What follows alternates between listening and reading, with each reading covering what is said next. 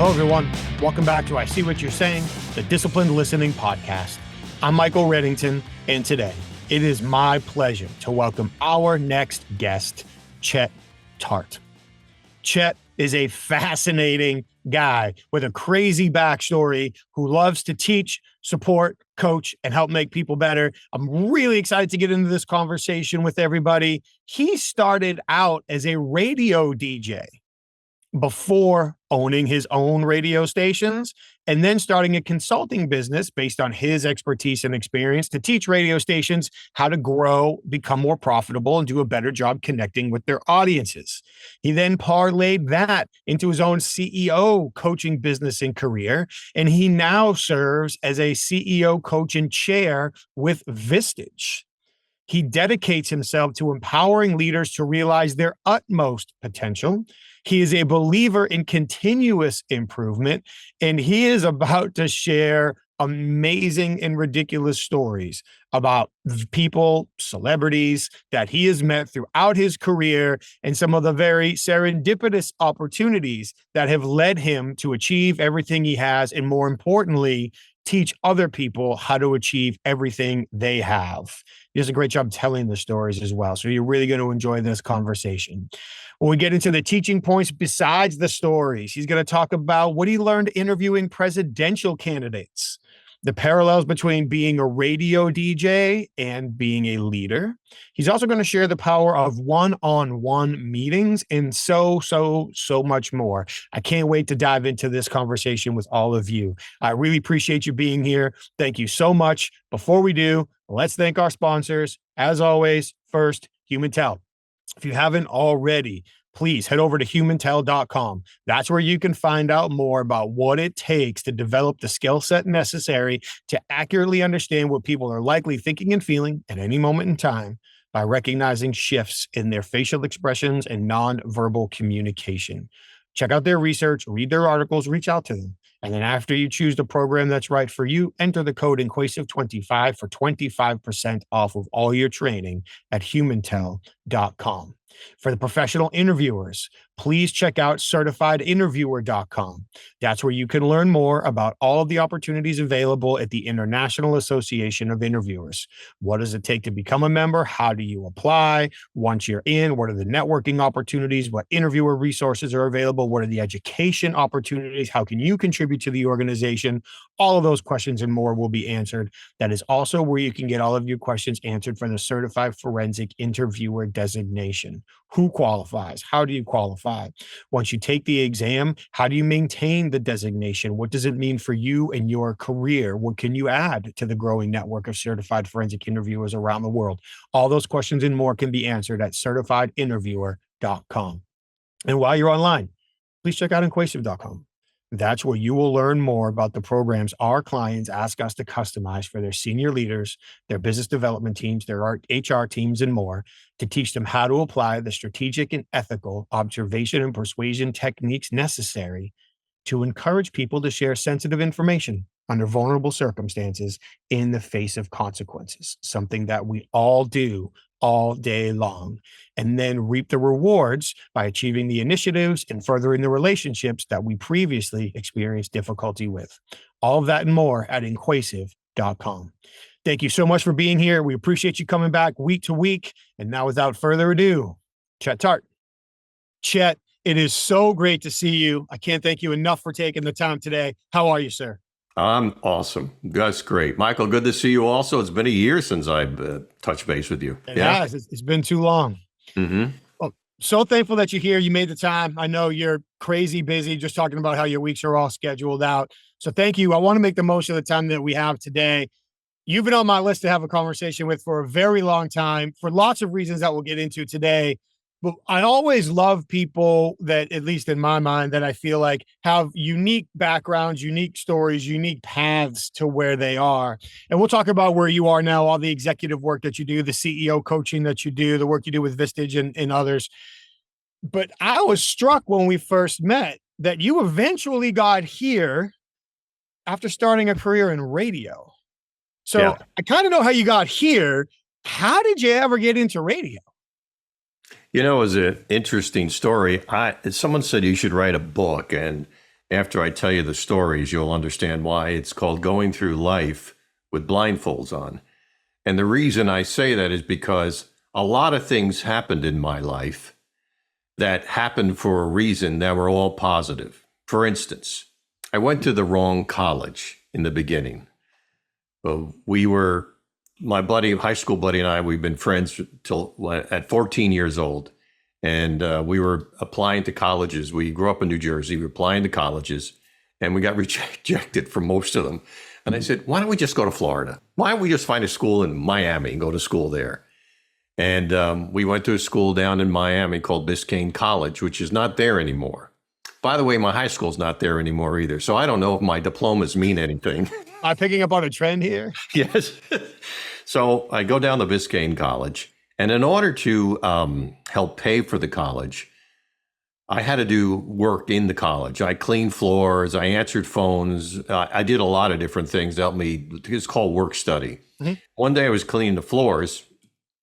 And in the back room, they have all the people who donate money to the college. One guy says, you're doing a great job at cleaning this school. You look like a very intelligent person, and you sound very intelligent. What would you really like to do? And I stood there and I go, you asked me that question. No one has ever asked me that question. I'd like to host a Tonight Show one day. You would? He said, yeah. He said, why don't I set you up at a radio station in town and do an internship? I said, okay. So now I knew that I was moving towards where I wanted to go. So I got the job at this radio station. I'd take a bus from the school down to Miami. I was there every night for 2 weeks. And I was producing a talk show. Back then, producing a talk show was, Bill's on line one. He wants to talk about this. And that's what your whole thing was. The guy, back then, the people on the air were stars. You weren't allowed to talk to them. They were in this glass booth. So I'm working, and one day he goes like this, come into the control room. And I'm in the other room with the engineer, and he says, I think you're going to get fired. I said, why? He said, because he's never called anyone in there. So I got in there. I got in there, and I go, yes, sir. He said, I think you're one of the best guys I've ever had here, and you seem to have a lot of passion for this and doing a great job. I don't think but what are you doing here? I said, I'm going to school here. I'm going to this school. You got to get out of Florida. I said, really? He says, you've got to get to another school that takes care of broadcasting. I said, what schools would you recommend? He said, Syracuse University or Emerson College in Boston. Being 19 years old, I said, I never heard of either one of them. Could you pick out the school for me? He said, yes. He says, I have a connection with Emerson College, so I'll send you up to Emerson College in Boston. I said, okay. And when you get up there, you need to let me know how you're doing, and we will communicate a few times. I said, okay. Now, that started my career. That guy's name was Larry King. The Larry King. Way to bury the lead in that story. So I get up to Emerson. I realize it's a different environment. People really want to get to being on the air. And it was a very competitive environment, which all of a sudden I liked. I don't think I had my competitive spirit lit up until I went to that school. Now, there's another side story to that school, because I went to school with some very famous people who I didn't know were famous or going to be famous. Do you remember the quote I said, I like to host a Tonight Show? Yeah. Well, the guy next to me in psychology class wanted to be a stand-up comedian, and I had a car up there, and I said, I can't afford to park my car in Boston. He says, well, park it at my parents' house in Brighton, and then you could take the Green Line back to school, which is about a 20-minute ride. But you got to do me a favor. You got to take me to some of the stand-up comedy places that were far away. Drive me once in a while. I said, okay, I'll do that. But I hated doing that. And I didn't think it was that funny. And that my classmate was Jay Leno. So, and then I went to school. Has he let you park in his garage now with his current car collection? No. He would always be, there was a very famous hotel on Brighton in Boston, and he was always waxing cars there, and that's how he did a living. So he loved those cars. He was always cleaning cars. I went to school with Stephen Bright. I went to school, Stephen Wright. He's a comedian, stand-up comedian. And the guy upstairs from me, Kevin wanted to be a writer in Hollywood. So, you see who I'm being surrounded with and not realizing it. he was going to be a writer in Hollywood. He went out to Hollywood. He lived in his car for a while. And then one day I found out that he doesn't have to work a day in his life because he and two partners wrote a TV show called Friends. So he never has to work again. So this is the environment I'm now in, and I'm on fire. This is what turned me on to everything.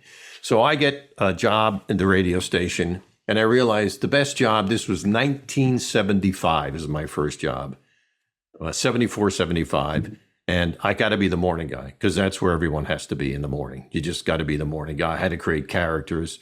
And I remember I was in New Hampshire, and I said to my boss, I said, he goes, I'm going to make you program director. I don't know what to do as program director. I said, can you give me a couple of days off? I want to drive to New York City and learn how to be a program director. He says, what do you want to do that? I said, has anyone done that? No. So I was able to call the program director of WNBC, drive down there, and I was with him for 2 days and how to be a program director. That's how I met Imus and Howard Stern. So this is my environment. I don't know where that came up from. That's how I want to get better. I want to learn. I want to get better. I want to know who the best is. Why would I drive to Hartford when I could drive to New York, which is another hour south, and learn how to do it better? That guy's name was John Lund. I became friends with him, and he helped me through my career also. During that time in New Hampshire was the presidential candidates. Back then, radio was broken up into the morning show, a talk show, and back to music. And I had to interview some of the presidential candidates. All right, I'm 20 years old or 21. There's no internet. There is no USA Today. If you wanted to find anything about the government, you had to go to the library. And I didn't know anything about it. And quite frankly, I didn't care. But I was able to interview with other people, Jimmy Carter, Ronald Reagan. They were all running for office. And I was in Jerry Ford's motorcade because he was running for president because I was in the news car. So I was at the airport when he arrived, and I was the main guy to do all that stuff. Jimmy Carter's interview was the worst I've ever did because his answers were one-word answers, and he didn't elaborate on anything. So I erased the tape, and someone said, "Where's the tape?" I said, "He's not going to become president." Then my career went to Indianapolis, and after Indianapolis, I went to Tucson, and I went to Phoenix, and then I became a consultant in New York. Now we're going to wrap in how Vistage gets involved, because as a consultant, I consulted over 125 radio stations. One of the owners of one of the radio stations I consulted years later became a Vistage chair in Harrisburg. You know John Dane? I've not met him. Well, I consulted his radio stations, and he's the one who got me into that. He said, "This is what you did for a living. You built up radio stations. Vistage would be perfect for you." After consulting stations, I realized that I'm making everyone rich. I need to go and buy these things. I'll never forget, I was 30 years old. I come home. I told my parents, I'm going to buy a radio station. Their comment to me was, "They sold those things?" I said, "Yeah, they sell them." "And how much are they?" I said, "Well, the one I'm looking at is $1 million. Do you have $1 million? "No." "I'll get it." I got $1 million. I'm squeezing all these stories down because they go on for months, but I got $1 million from a gentleman named W. Clement Stone. I don't know if you've ever heard that name. He started a magazine called Success with a partner named Napoleon Hill. Napoleon Hill wrote a book called Think and Grow Rich. Mm-hmm. So he was my first partner. That took a long time. I went to the wealthiest people and put a business plan together. So now I'm involved with the Stone family, very wealthy. And they were the first people that did positive motivational stuff. And the reason he was able to help me with there, because I did a favor for him when I was in New York. So my first radio station, I'm with a broker. And I said, this is me, 30 years old. I go, "Where is the first radio? He said, "It's in a place called Monterey, California." And I go, "Is that by LA? "No, it's up north." So I don't know anything about buying a station. So I bought a book on how to buy a radio station. So I bought the book with me inside my folder. So when I would ask questions, they were thinking I was taking notes, but I was reading the questions. So that's how I bought the first radio station. my partner and I turned that. I got a partner that I met on the road, which was a lesson I learned about vetting your partner. I did not vet him. We just became friends, and we went our separate ways because he stole from me. Mm. So basically, buying and owning radio stations. Bought one there, bought one in Wichita, and then bought one here in West Palm Beach. And the one in Monterey was $1 million. The one in Wichita became 2.5 million, and one here in Palm Beach was 70 million. And that was a different animal in itself. So now we're going to get up to Vistage. So 2006 come along, 2008 comes along. We sell the radio station at a loss because everything went downhill. And I start working with other radio stations, building them. And I realize, they're having some issues. They're telling me advertising doesn't work. I said, let me go in and help you with your business. So because I do know advertising work, it's probably something else. And I found out there's a lot of businesses that actually push people out the door rather than bringing them in after they heard the advertising. And people like to advertise their garbage rather than the good stuff. And when you go in, it's bait and switch. So I started consulting radio stations. I was also in a mastermind group that was put together by 6 business people. Those 4, we would travel around the world. And one of the guys in the group became a partner with a guy named Bob Proctor. And Bob Proctor was one of these success speakers. And then he and Bob had a falling out. And one of the other guys, Scott, knew John Maxwell. We started the John Maxwell team. And that's how I got first certified as a coach, because we were in the John Maxwell team. So everyone I'm talking to is part of the plan, and I don't realize it. I mean, the college I went to in Miami, the guy upstairs' girlfriend was the one who got me into New York because of Miami. I wanted to get our radio stations better. I hired a guy named Edward Deming in 1990 to help us with the radio stations. Do you know who that is? Heard the name. Edward Deming he was the guy who turned around the Japanese car dealerships, turned Lexus around and turned Toyota around. Yes. And I brought him in. I didn't want a radio consultant. I want somebody else. Deming was the total quality management guy, right? Correct. Yeah. Yep. And I hired him for the radio station. I took the group on firewalks with Tony Robbins. So you see, when you work for me, good luck. You were taking a ride to success, and that's my whole deal, was making sure that everyone's successful. Well, that's a crazy story, and I've met a few people who can say they bumped into this person or that person along their way in life, but to give Jay Leno a ride to some of his early comedy acts, and to have Larry King say, kid, I think you might be able to make it in this industry. That's a heck of a start. So much there to talk about from a leadership perspective, and from turning around and building radio stations and coaching the CEOs that you coach now, and all the things that you do, which I can't wait to dive into. But we've had lots of conversations before about communication. And one of the things that I wanted to ask you the first time we met that I didn't have time to was, when you're on air, let me back and forth. When you're in front of a room, sometimes it's hard enough to connect with an audience for any number of reasons. Contextual environment, what's going on, light, sound. It can be hard to connect with an audience.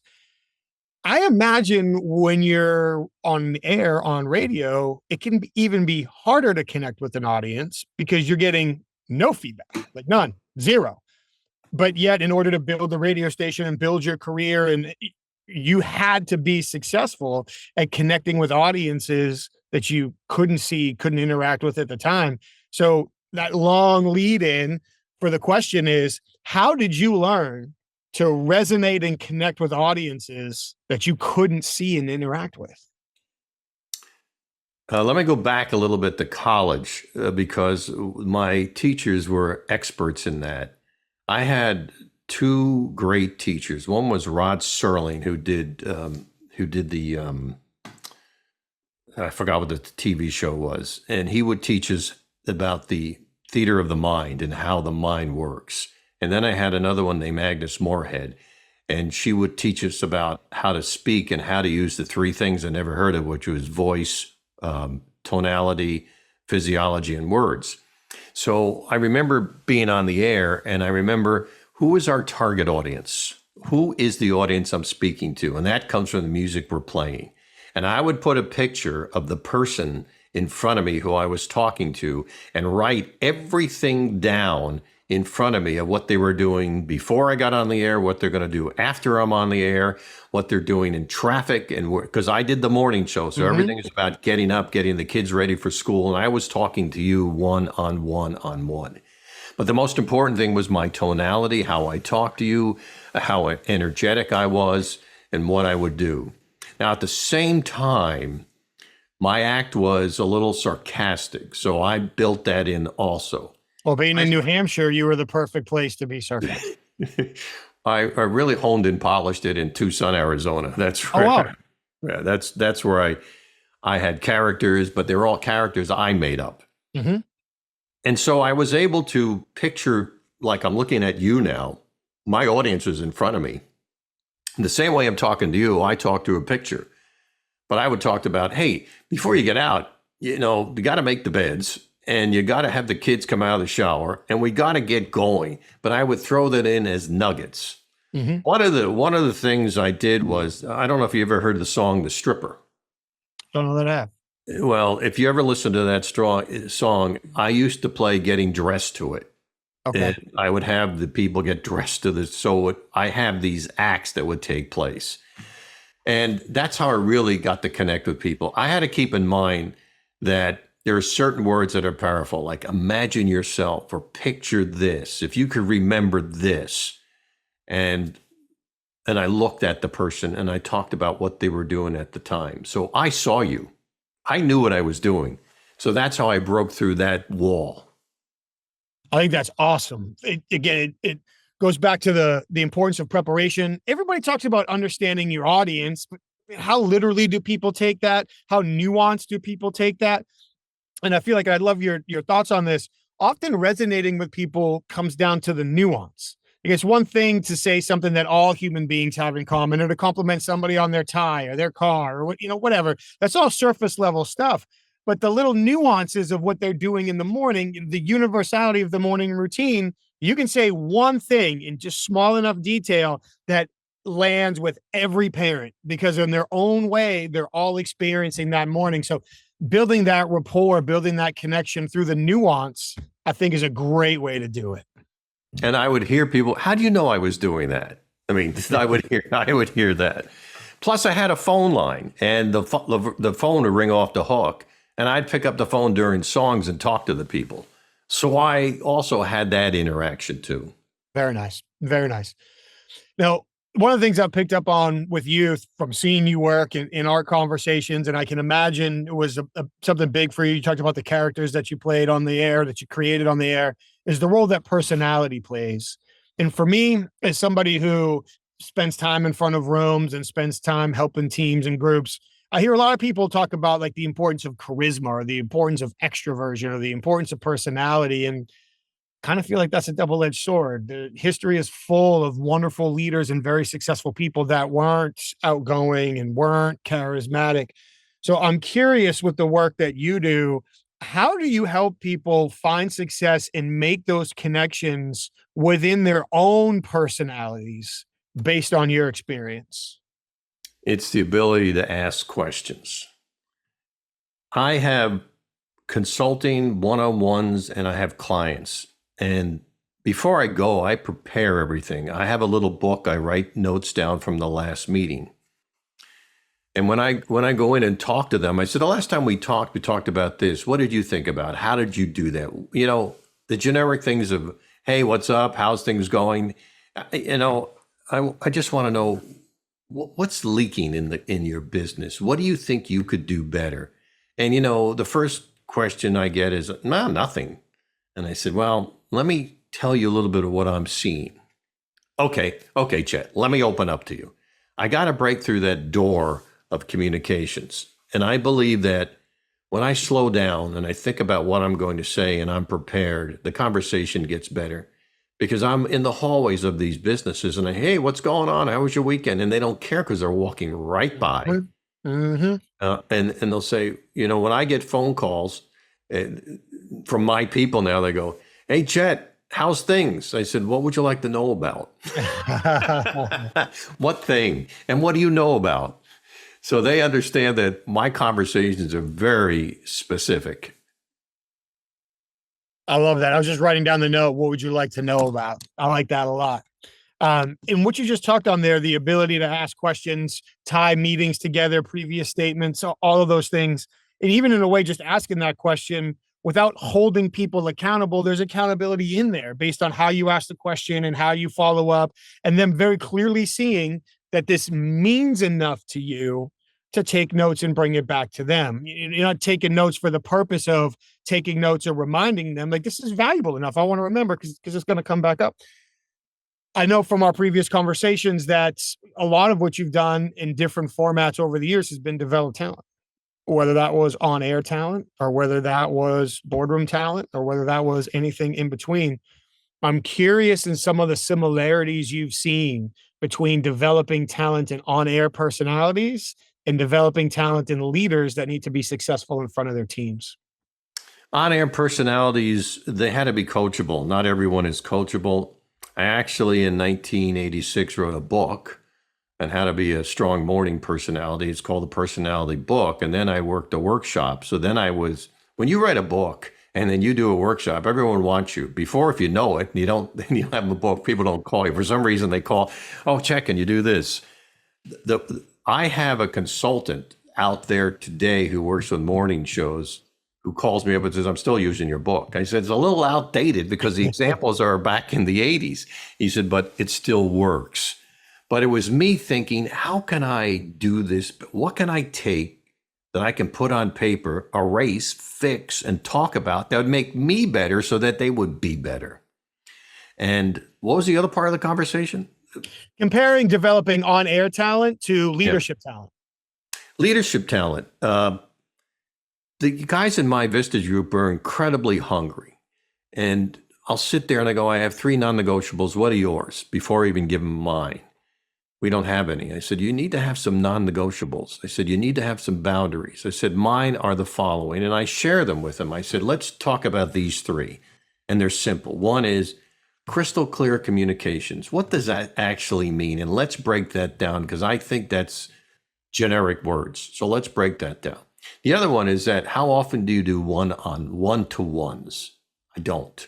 I said, "Let me help you with that." And I put that down and I have a little pamphlet on how to do it and here are the questions you need to ask. And the last one is, how often do you give feedback, both good and bad? So those are 3 my non-negotiables when I go talk to them. And that is at least an hour conversation because we talk about the kind of questions. We talk about how to give good feedback. And we talk about you should give feedback whether it's good or bad. I may go off track here, but I got to tell you a story about good feedback. There's no such thing as track. Share. So I'm going back into 1996. I ran 3 radio stations at 100 employees. And I don't know where this idea came from, but back then you would get a check. And on the check, there'd be white piece that just repeated what was on top. I don't know if you remember that or if anybody remembers that because now everything is direct deposited. So on that white piece on the bottom, I go, "This is a waste of white piece. I'm going to write something that's important to them that they did, that I know that they did, but they don't think I knew." So I'd write down, "I've noticed you did this. It helped the team. Thank you very much. I noticed this. You did this in the community and it fed me back information. Thank you very much." But I didn't put it on everyone's check and I didn't write to you all the time. It had to be something outstanding.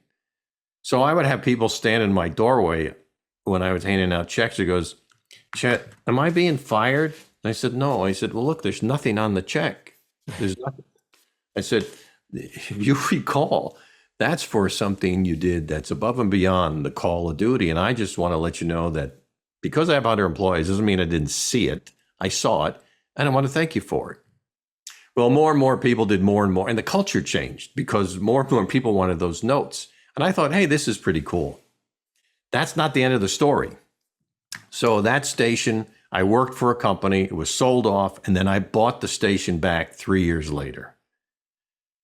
And my investors are down, And now I have investors for $70 million. I own 9% of this company now because they own most of it. And I'm interviewing people who used to work for me, and they come in and laminate it in their books is my notes. That killed me. They save those things and laminate it. You talk about encouraging. I did that by accident. I did not know what I was doing. And my investors goes, man, look at them. They save that stuff.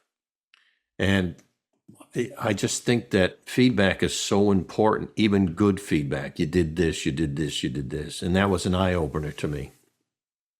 Great story. I can see that it still moves you with how you tell it, but it was different. It was unexpected. It was unanticipated. It hit it was personal back in the day. And I'm guilty of this. I have people tell me I need to write thank you notes. I do it for a week and then I stop and I send emails again. But back when people actually wrote notes, in the time and the effort and the personal attachment that goes to that, that's a tremendous story. You talked about the feedback. That was one question I was going to ask. You also talked about the importance of crystal clear communication and how that's more than just words. And by chance, this podcast happens to often focus on communication related topics. So what does it mean to give crystal clear communication to you? Normally, I ask them to repeat back. I don't know what I said, and you probably heard it differently. And I don't want you to say, hey, repeat back what I said. Yeah. You're in a mood. Maybe something's happening at home. Maybe you have to rush to the next appointment. You don't know what it is. And I'm not going to pick it up. And I would always say, hey, before we can move forward, I'd just like to know what you heard so that we're both on the same page. You mind sharing?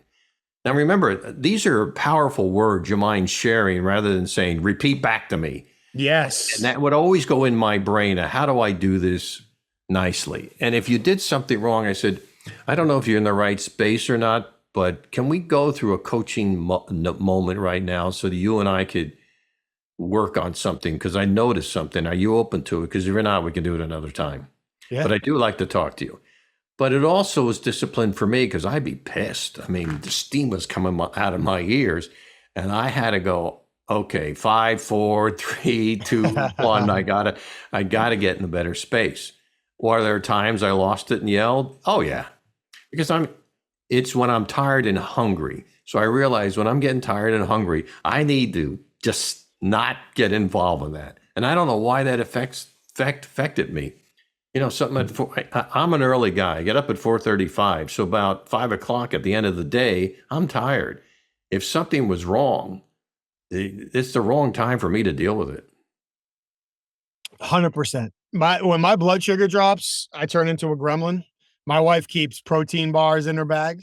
And so if we're in the truck and all of a sudden she just hands me a protein bar, that is an absolute sign that I have gotten grumpy, snapped, didn't realize it, got short. It's time for me to eat something and wait about 10 to 15 minutes for that blood sugar to even back out. And then I can re-engage in the conversation. So I feel that. And it sounds crazy, but even when I used to teach interrogation, I'd be working with somebody. When are you going to pull him? I'm going to take him right before his lunch. What? Why would you do that? Well, whatever thought you have, get rid of it, because why would you choose to talk to somebody when they're going to be hungry and expecting a break? Like, that's never going to go well. I don't even take them after lunch. Do it like mid-morning, mid-afternoon. But yeah, that's a great point. As you've gone through a couple of your last examples, I feel two necessary but not always compatible threads have woven through: encouraging, supporting, also holding people accountable. In your career, how have you managed to balance encouraging people while holding them accountable? I don't know if I balanced it properly. I would probably lean on the side of accountability more than encouraging. Okay. If you look at my DISC profile, it's a high D.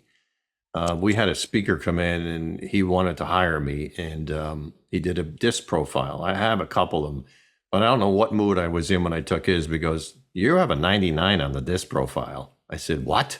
He said, you are a driver. So holding people accountable is sort of my DNA because I wanted to win. We would have ratings come out at the radio station and we were number one in a lot of areas. I would go into the meeting and go, congratulations, we're going to celebrate, but how do we become number one-er? He goes, Chet, you're nuts. I said, all I'm saying is that consistency wins, and I don't want to lose this. Let's slow down, celebrate for a couple of days, but someone's going to come after us. Nobody, you're number one, and you're like a beacon light. Hey, let's attack them. Because that's what I did to the person we went after. Number one is the worst place you can be unless you're prepared to build a moat around yourself. And how do you do that? So I think driving and holding people accountable. And at first I hated firing, but I'd fire you. Either I'd coach you. If the attitude was poor, I gave you 3 chances.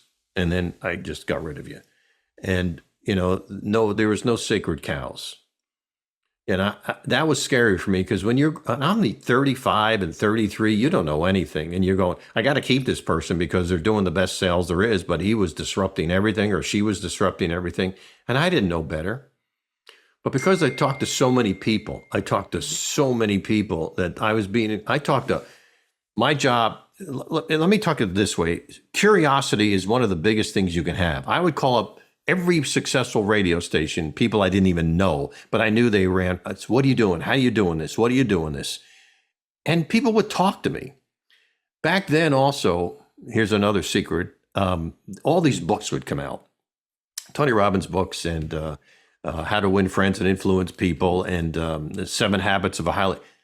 I'd call up their agents that I'd like to do an interview with them, put them on the radio. I didn't put them on the radio. It was my interview. I recorded it. They had no idea. So I would ask them my questions. So I was talking to authors. I remember Stephen Covey saying to me one thing, talking to him.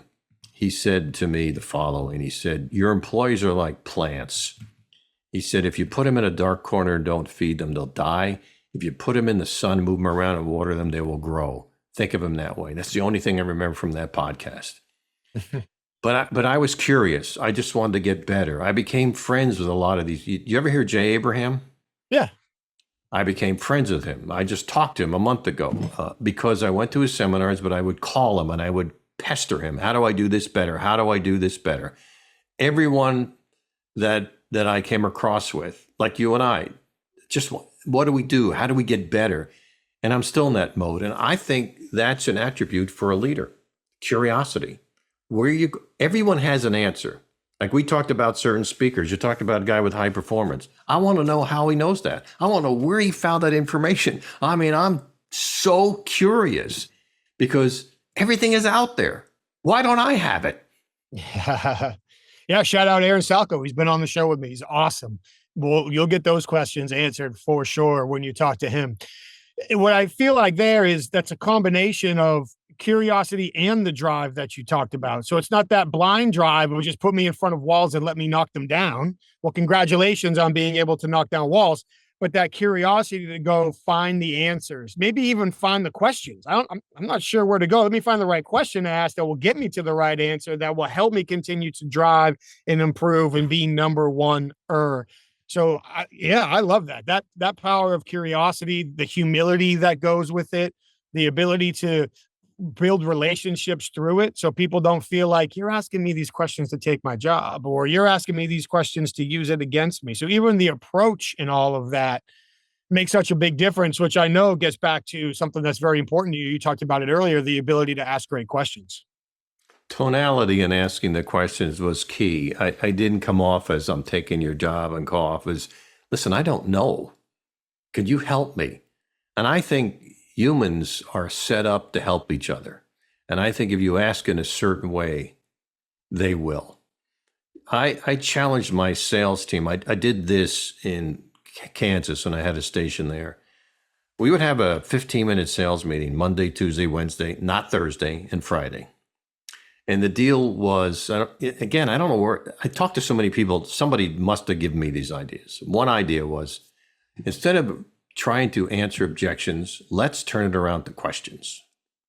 And each objection, we had 5 objections, that's all there was, but they were disguised in other things. We'll get 5 questions to each one of them that they need to answer, that they can make a breakthrough. And we call that the question book. And that's where I came up with a lot of questions. But I also noticed tracking sales, Thursday was the worst sales day because we didn't have a sales meeting. I left you alone on Thursday and nobody talked. We came and went and things like that. And I realized that a team needs a huddle. A team needs to know how to get an A at the end of the day. A team needs to know that the team's there for each other. And that's what I learned from those meetings. The little parts that I love about that, turning the objections into opportunities to ask questions. So I'm not trying to overcome them. I'm not going to give people the fight that they want and they expect. Let's address the need behind the objection of the obstacle instead of dealing with it on the surface. So that's awesome. Working as a team to put that question book together because they've got their different personalities, their different approaches. They've heard that same objection 50 different ways between the groups. So now we can put that resource together to address it. And then being aware enough to look at the data and be like, well, wait a minute, why is Thursday our worst sales day? Like, is it an industry thing? Is it a schedule thing? Is it oh, wait, that happens to be the only day we don't do a 15-minute huddle. We can address that variable. And then once that variable is addressed, we can see if it changes the output and we might have our answer. So all of that. And speaking of that awareness, I feel like if I recall during our conversations, one of the things that you're very big on with the leaders that you coach, more so than maybe any of the Vistage chairs that I've had the opportunity to work with, is self-awareness. There's an example I do in a lot of Vistage and similar sessions I do where we talk about how just your title alone can demotivate people to talk to you. And a lot of times when I go through that exercise, at least one person, often multiple people, are like, well, that's not true. If you've got a good relationship and if you empower your people, dude, if it says CEO or president on your chest, nobody wants to talk to you. Like, let's get that through your head. But when we did that with your group, you jumped on it immediately. You took the floor from me. You led the conversation, drove it. So I know that developing self-awareness is something that you take very seriously. How do you work with people who have generally been the smartest man or woman in the room, been among the most successful men or women in the room, every room they've ever been in, and help them become more self-aware? Actually, through questions. I have a construction CEO in my group, and he says to me, I'm sick of babysitting. They're not executing. And I'll have to sit there and say, oh, and my door is always open, but they don't come in. I said, all right, let's review that a little bit. Your door is always open. I said, let's turn it around. You're walking down the hallway and I see you in there. You're a big guy. You're the boss. I'm afraid to come in. Well, why would they do that? I said, because you happen to have a temper. You get mad. They see that. That's your brand. The other thing is that, are you crystal clear on what your expectations are and why we're doing something when you talk to these people? And he stopped and he said, maybe I'm not. I said, because you're faster than they are. You know this, and you're not aware of your delivery. And your delivery is direct. And they're not D's. They're not you. They're different people. Why don't we do this? Why don't we take a look and be aware of that and change your approach a little bit? And let's go back and look at the data next meeting and talk about what happens. So that's really getting people self-aware, because I say the biggest gift I can give you is your own self-awareness. What are you looking at? What do you see? And then also the awareness of people around you and the reaction, social awareness.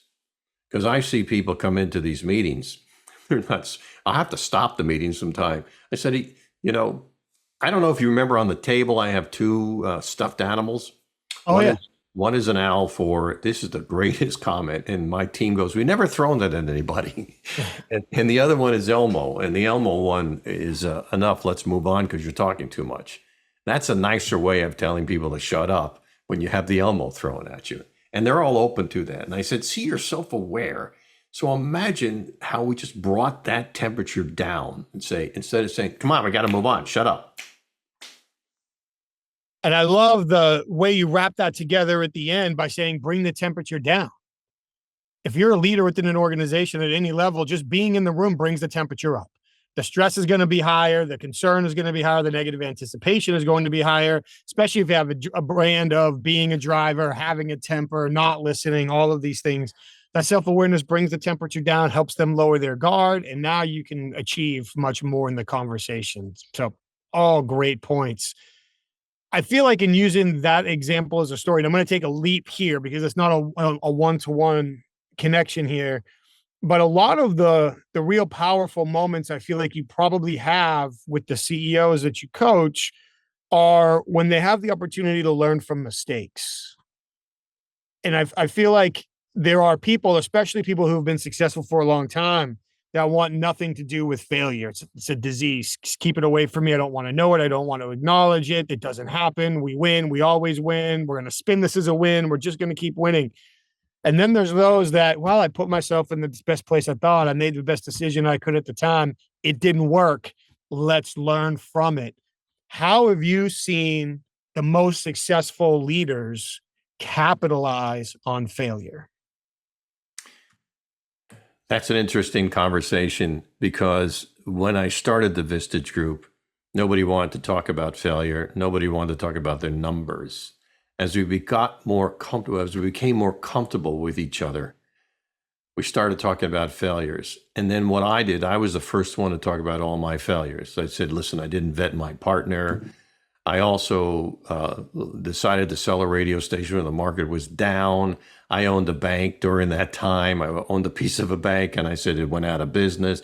So I just started talking about, because they thought I was a millionaire. After all, you'd hear these stories. And I said, I probably lost a couple $1 million more than anything else.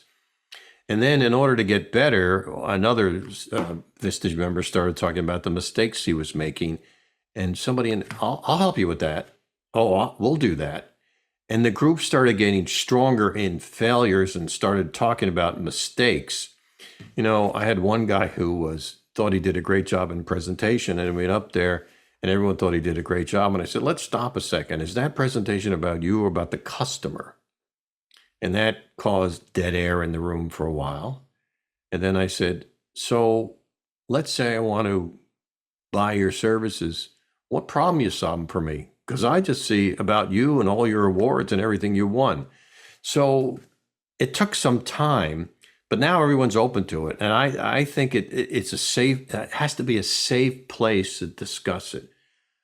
I am so emotional. I tell these guys, I mean, every meeting is that I love them so much because the growth has been phenomenal. I have a roofing company that went from 6 million to 22 million. I have a guy who was doing great at 18 million for his dryer vents. He's going to do 20 million. The construction company I'm working with, the market is soft. He is not soft. He is growing like crazy. Who else? There's two or three. I have an accountant, and the accountant is growing so much that he started his own venture capital business with another member of my group. So the growth has been. When I walk in there, my mission is to help you grow. And everything we're going to talk about is growth, even from failure to good stuff. And you need to share it with people. Yeah. The biggest thing is not in those meetings, the one-on-ones. The one-on-ones are more powerful than ever because they seem to open up. Are you ready to talk about this with the group? No, not yet, Chet. Not yet, Chet. And sure enough, the next meeting, they talk about it with the group. And they see the growth coming from the mistakes everyone's making, and everyone was hiding things, and now nothing's being hidden. I don't know if that answers your question, but I think it has to do with a safe environment and trust. Yes. Yes.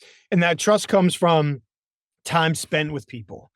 Often when people find themselves in a leadership role, they fall into the entitlement trap because they feel entitled to somebody's trust. Well, I'm the chair of this group. I am the leader of this team. I'm the leader of this organization. You're here. You need to trust me.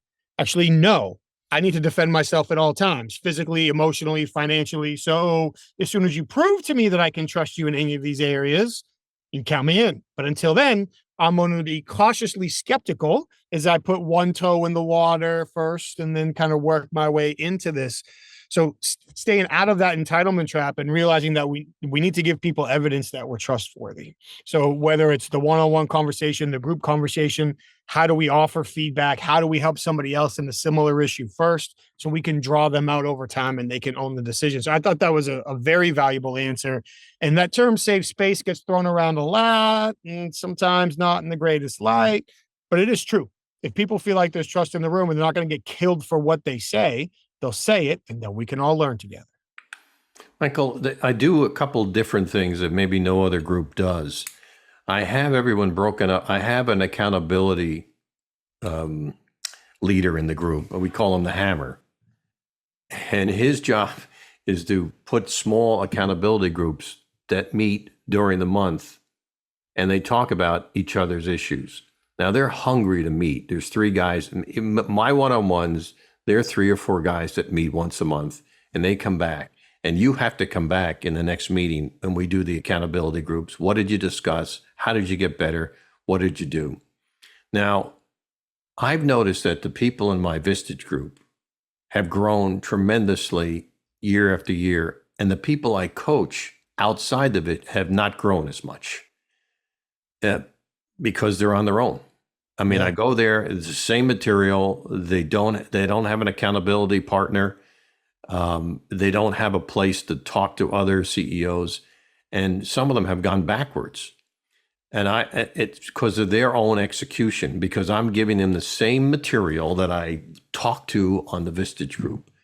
And I just noticed that the Vistage group, no one has gone backwards this year. No one. But my coaching clients that I've had for years, they may have not grown or they're backwards. And I think it has to do with leadership, but I also think it has to do with the people you surround yourself with. Oh, so important. So important, the people that you surround yourself with and the value that you believe that you can get from them and the commitment that they have to you in the remainder of the group. I think that's all super important. And Vistage, as in general, as an organization, and you specifically with your group, certainly drive that. I know you're busy, so I'm trying to keep an eye on the clock here for us. We had maybe a very short conversation when we were together, but I probably have enough pet peeves to fill a continent. But I have one in particular. You've been talking about great questions, and I want to ask you for a few more examples of great questions. But before we do, there's one example of a very non-great, I know that's not proper English question, that neither one of us like and coach different alternatives for, that we hear people ask all the time, especially in business development scenarios. And every time I hear it's like a record scratching. We're not going to do anything else till we address this. How crazy does it drive you when you hear somebody ask the question, so what keeps you up at night? I think it's the worst question you could ask. It is. I have to go to the bathroom 3 or 4 times. Yeah, my back hurts. My dog barks. Right. So when I meet people and I start talking to them, I said, tell me what really is stressing you out in the last couple of days. What do you see? What's leaking? What do you see that we could put a plug in so we could talk about? The other thing I learned from Vistage is 2 great questions also, which I never thought about, is how much time you're spending on fixing that problem. And then you break it down to your salary, the person's salary, and the time you spend. And I want you to add those numbers together. I go, wow, what a great way to discuss an issue. You're spending $500 a week on this problem, and it's not fixed yet. How long is that? Let's say it's been going on 4 weeks at $500 a week. Are you okay with that? Oh, wow. But it's the stress problem. The other thing is I ask is, the last couple of days, what made you happy? What made it great to come to work? I like that. Those things have helped me with a better conversation rather than what keeps you up all night. Yeah. What keeps you up? And like, just get away from that as a universe, please. I like all of that. For me, I like to please walk me through is one of my favorite ways to preempt a question. So please walk me through the 3 biggest issues that are currently stopping your team from. Please walk me through the 3 biggest opportunities that would allow you to. Please walk me through the 2 outcomes that would make the biggest difference for your organization, but we haven't figured out how to dial them in just yet. And I feel like between please walk me through and then hitting them with the specific number, it lands on their brain different. compels them to answer, gives us more actionable detail. I love the happy one. I love that doing the math, especially if you have somebody that's more analytical, more financially focused, doing the math on that. Excuse me, because then you can tie that to other problems and opportunities. But let's go out on a positive. You've shared some questions that you like to use in the one-on-one. You just replaced that one. For a guy that's got, I believe, multiple books with questions in them over the course of your career, what are some of your favorite questions to ask? It could be in coaching, it could be in business development, could be in any context. What are some of the questions that you have asked that you've been most successful with? Wow, I haven't ever thought about that. Some of the questions, because I go in with different people at different times in their lives, questions, and I said, so one of the things is when somebody has an issue and we're talking about it, I always start with this one. I said, you've been thinking about that a few days, correct? Yes. Could you share with me what you have thought about so far? Because rather than saying, so what do you want to talk about? So you've been talking about that. You have to catch me up because you're in the movie. The movie's in the middle. I'm going to start at it. So could you go back to the beginning? So I try to turn that around, and I'm always trying to do a picture for them so that it's like a movie. You've thought about it for 3 days. It's been in your mind for 3 days, and you're going to ask me a question. I'm going, I missed the beginning. And many a times when I'm having conversations and they start telling me about an issue, I go, we got to go up the river. You got to get to where it actually started. Can we go back there? My favorite lines are, can you share with me? Can you invite me into that conversation? The reason I say that, because you can't throw out a guest. And if I say something else, you can get mad. And sharing is a very soft word. I use those words.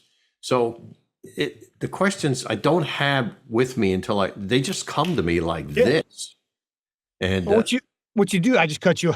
Here I am cutting you off as we're talking about listening and asking questions. Do you want to finish that? I don't know where I was going, but go ahead. I failed. So learning from failure, I'm just going to keep going anyway. What you do have is you have a framework.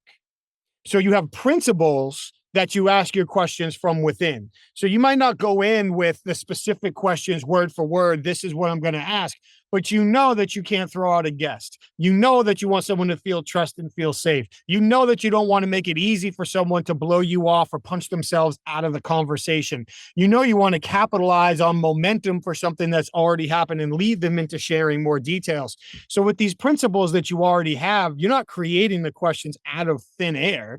You're going back to the arsenal of questions that you have and just kind of retrofitting them within your operating principles in order to keep the conversation going based on the relationship you have with the person, the context of the situation, and the outcomes you want to achieve. Yeah, that's true. For instance, when we're talking about an issue, I'll say, why do you believe that? Why do you believe that's going to be successful? Where'd that come from? Take me back to that belief, because whatever I say, whatever you believe, you'll prove. And if you believe that, you'll prove it. And the other, once in a while, I'll throw them off guard. I said, I'm sitting here thinking that somebody gave you that advice. Before we get started, what's the worst advice you ever heard? And what did it do for you? So I'll get into that because I got to get them into thinking a little bit deeper into certain things. Who was the biggest influence in your life and why? And so what did you believe from that? And what did you not believe from that? Because we don't believe everything. And then we'll get in that conversation.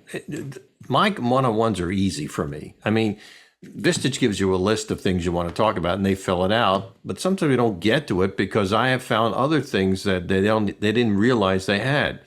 Like we're talking about KPIs. I said, do you know where KPIs came from and how they got developed and where that word came from? No. I said, so why are we discussing it? Let me ask you, why are we discussing it if we just we're doing this for rote? And so I want to get deeper into their mindset. I said, maybe you have different words besides KPIs. Maybe there's another way that you monitor things. But I am a big tracker. And I said, you need to track everything. I said, I've been through, and I tell stories about everything I tracked. Look at the Thursday deal. I said, I would have never known that a Thursday was a bad sales day. But you got to track it. I even tracked how much time was spent on the air, in the breaks, by the disc jockeys, and what they would say. I would get them off the air and I said, let's play this break back a second. What can we do to edit this, What do we do to make this better? What could we do to paint some better pictures? And at first, there's no answer, but let's do that. And I said, and let's rewrite it and let's look at it. And tomorrow or the next day, when you get it done, use the new break on the air and let's listen to it. So that's what I do with the questions. I mean, as I tell everybody, being a leader is a cakewalk if you know questions. If you want to throw out like a dictator what they should do, I said, that's tough because you got to know everything. In their meetings, I also tell them, don't talk. Be the last. Say, what do you think about this? Don't give them your advice because every advice you give is the law. I don't care if they don't talk. You're the law, period. And you can't be the law. Amen to all of that. And you snuck in a question that I love. Take me back to. I think that's a great question. Please take me back to. You snuck that one in there. And I also love what you said. And I want to take a second to call it out. Using the word invitation. I believe in my bones that whoever has the information is in control of that conversation. It doesn't matter what the title is. If you have information and I need it, your willingness to share it is what's going to drive this entire thing. So like you said, me being a dictator, me trying to force it, it's not going to happen. But using words like please and invite and share, it puts them in a position of power. It shows equality, if not deference. It makes a huge difference. And no doubt those little details all add up to why you're so successful with what you do. Well, thank you. Thank you. And speaking of how successful you are with what you do, as we wrap this up, because I know your calendar is full and I could ask you questions all day long. This is fun. There have to be people that are listening right now thinking, wait a minute, how do I connect with Chet? How do I find out more about his crazy stories? And also, how do I find out more about his methods and his coaching? And how can I become more successful or more number one? So if people are looking to connect with you, that's your new line now. Number one. Yeah. Well, I'm on LinkedIn. Just look me up, Chet Tart. And my email address is ctart@vistageflorida.com. That's awesome. simple. And I'll be sure to include your link. What's that? LinkedIn's the best way. Okay, very cool. I'll have all of that in there. I'll put Vistage Florida links in the show notes as well. So people who are interested, they'll have all the links right there. Thank you. It was great to see you. I can't thank you enough for this conversation. Hopefully we don't go a year without talking to each other again, but I sincerely thank you for all that you shared today. Well, if you're ever in Florida, come on by. We'll have lunch. We'll talk, and we'll bring some of the members with us. So this way they could tell you what's been going on in the group too. I look forward to it. I'm going to take you up on that. We'll see you again very soon. Take care. Thank you so much. Thanks, Michael. Appreciate it. Chet, thank you for an awesome conversation. I appreciate all you shared, all of the techniques, especially for leaders and communication, improving how we ask questions, how we encourage people to share information. Those stories were great too. So let me get this straight. Larry King told you that you should get into radio, and Jay Leno needed you to give him a ride to his early comedy gigs. What are the odds of that? And by the way, that doesn't count some of the stories you told me off there and have told me previously. It's been an amazing ride that you're on. And one of the things that I really appreciate is how unintentional it was from the start. We weren't just locked in on, I'm going to do this, this, this, and this from the time we were young. The situation developed over time. You met great people. You kept your mind open to new alternatives and opportunities. And now you are passing all of that wisdom you've collected on to so many other leaders. Thank you for your dedication to developing others based on what you've learned. Just some of the ideas like inviting people into the conversation, asking somebody, do you mind sharing? Really keeping in mind, it's not what I want to know. It is learning what you know. And I also like that concept of what do we need to do to be number one? Okay, we've achieved number one, but once we do that, how do we stay here and how do we extend our lead? I truly appreciate your perspective, your time, everything that you shared today, Chet. Thank you so very much. Start writing that book. Thank you to everybody that joined us today. I appreciate you joining with us. Hopefully you were not only entertained by his stories, but took a lot away, especially for leading your teams out there in the field as well.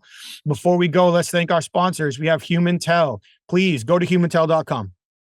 Read their research, read their articles, reach out to them, have them answer your questions.